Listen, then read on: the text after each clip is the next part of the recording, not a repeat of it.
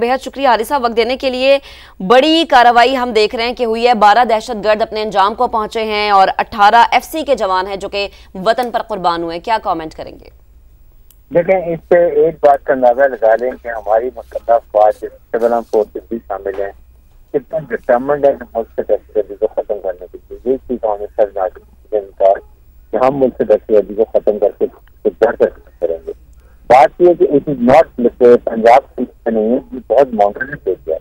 यहाँ पर ये क्योंकि ये इस वक्त यहाँ के रहने वाले हैं, इसी वजह वाकई करती पहाड़ों में जाके पहले टिकट बनाते हैं और फिर रोड ब्लॉक करती हैं। और इवन देन डिस्पाइट नोइंग कि यहाँ पे चाहिए इंटरसेप्शन हमारे ये एफसी के जवान गए हैं, इन्होंने जाके मुकाबला किया है, शहादतें हमारी हुई है, लेकिन सब 12 फौरनी को भी मारा है और फिर रोड ब्लॉक कर दिया कि ताकि वहां पर कॉन्फिडेंस करेगा वो अपनी मुसल्लह फौज के लिए। नंबर 3 बात यह है कि इस वक्त इनका मोराल डाउन हुआ है भागने के चक्कर में। इनकी ऑडियो लीक आ रही है कि जी हम नूरुल मसूद कह रहे हैं इनको रोको, ये वापस पाकिस्तान से निकलना चाह रहे हैं, ये घबरा रहे हैं।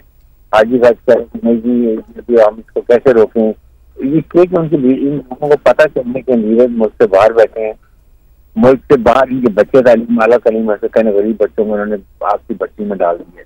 इसलिए अब इंशाल्लाह ये जो साल होगा ये इनकी काफी हद तक खत्म करने का होगा। प्रॉब्लम ये है कि अमेरिकन जाते हुए कितनी तादाद में वेपन एमुनिशन डिवाइसेस इनको देखेंगे, लेटेस्ट इक्विपमेंट जिससे इनको फायदा होता है। लेकिन आई थिंक अब ये सारे भाग चुके हैं वहां से, इनको बॉम्बिंग ऑपरेशन हो रहा है, सैनिटाइजेशन की जा रही है ताकि जो बच्चे कुछ फौजी रहे उनको भी मारा जाए। और इंशाल्लाह मुसल्लह फौज इमाम साहब ने ताज़िया किया कि वी आर डिटरमिन्ड कि हमने मुल्क से दहशतगर्दी को खत्म करना है। जी अच्छा ब्रिगेडियर साहब, एक्सटर्नल एलिमेंट को आप कैसा देखते हैं जो बाहर बैठा हुआ है और इन दहशतगर्दों के हाथों को मजबूत कर रहा है?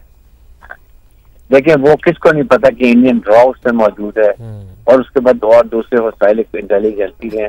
तब मकसद इसके बलोचिस्तान को पुरअमन ना रहने दे, वहां पर हालात खराब किया जाए। अफगानिस्तान से क्योंकि ये जुती दहशतगर्दी होती है, PLA, BLF, उसके बाद DNA, BRA, ये तमाम मिलकर कोशिश है कि अब पाकिस्तान सीकर मुकम्मल कामयाब न करे।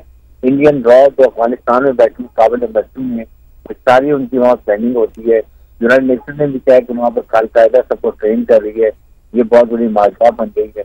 आई थिंक वक्त आ गया कि पाकिस्तान को से अफगानिस्तान को टोक बात करे, वरना वी मस्ट इनके खिलाफ इस्तेमाल किए गए इनके तमाम ट्रेनिंग जो जहाँ पर वेपन एमुनिशन डंप है ये सब तो बच चुके हैं ताकि इनको इन्फिल्ट्रेशन करने का मौका न मिले।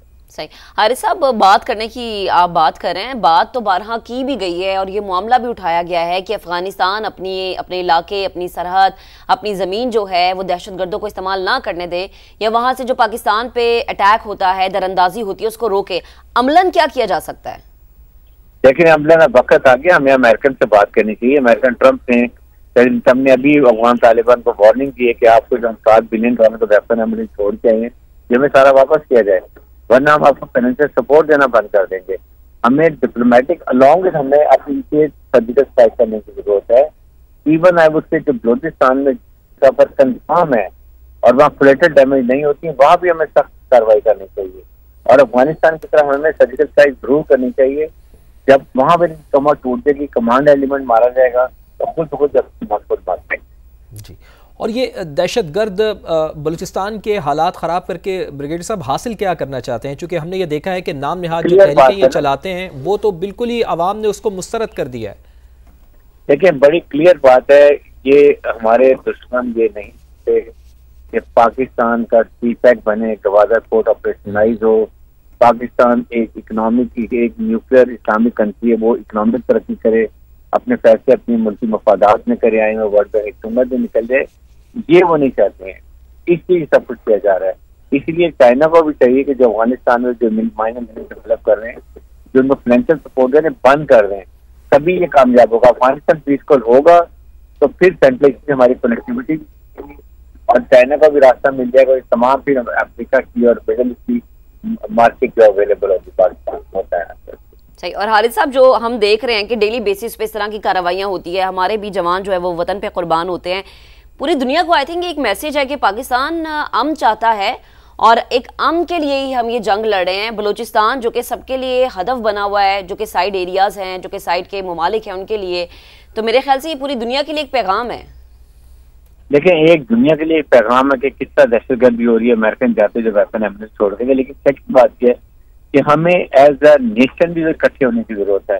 آپ کے سامنے استحکام کی بات ہے, چیف آرم اسٹاف جناب ناصر منیع نے بات کی کہ جی اس کے لیے تمام ایلیمنٹ آف نیشنل پاور اکٹھے ہونے چاہیے, جیسے minister of finance, minister of defence, minister of interior, اس کے بعد یہ excise and taxation, state bank of Pakistan to ensure کہ منی لانڈرنگ نہیں ہوتی ہے, ہنڈی سے پیسہ نہیں آتا جو فائنینشیل ٹرانزیکشن میں استعمال ہوتا ہے. یہ ضرورت ہے. اور اس کے لیے جب یہ بات کی گئی تو اشرافیہ جو اسمگلنگ میں اور انلیگل اسپیکٹرم میں انوالو ہے ان کو ان کے ہاتھ ڈالنے کی ضرورت ہے. اور ساتھ ہی ساتھ کے پی کے گورنمنٹ میں پی ٹی آئی کو, پھر اے این پی کو, پھر اس کے بعد یہی کو سمجھنا چاہیے کہ آپ کے ملک میں یہ حالات ہیں, آپ سپورٹ کریں. پوری قوم جب تک تو مسلح افواج کے ساتھ نہیں کھڑی ہوگی یہ مسائل حل نہیں ہوں گے. Today is a lesson, today we should decide as a nation کہ ہم نے اکٹھے ایز اے نیشن اس کا مقابلہ کرنا ہے.